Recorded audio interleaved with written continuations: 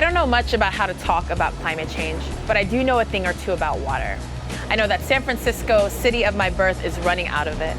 As in the state of California is losing its memory of what lakes look like because not enough rain has fallen to replenish them. I know that my island of Samoa is thriving off of the very thing that plans to kill it once the sea levels are too high to distinguish the difference between swimming and drowning.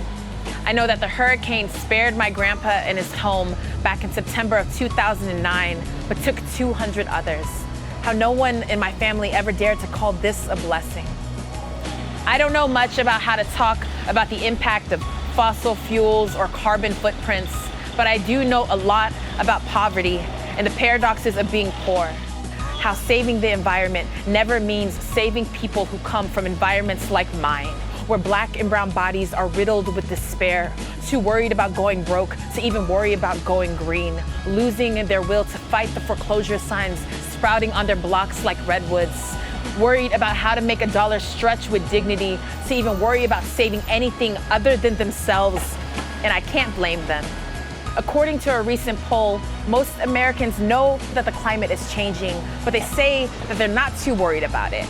They say that it's too distant for them to care about right now, too abstract, too big, too rich to care about it affecting them, too poor to prioritize caring about how it affects them.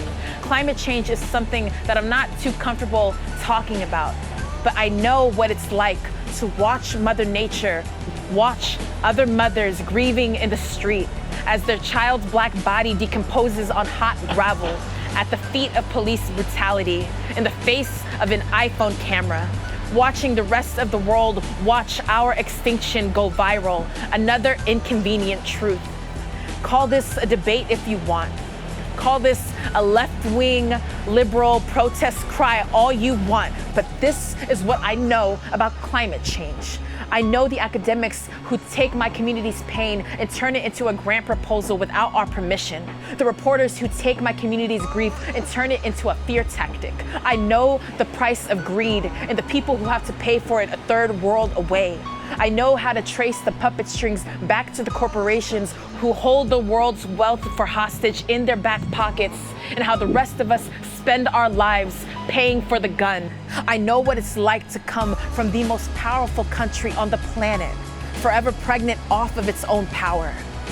There are those who want to talk about climate change, yet don't want to talk about how those who are affected the most can't prioritize it in the first place. Because prioritizing it would mean forcing them to pull the layers back and also talk about the poverty, the racism, the injustice, the privilege, the hush money, the hit list that climate change is operating from, the rounds that it makes on Earth, starting with the most vulnerable.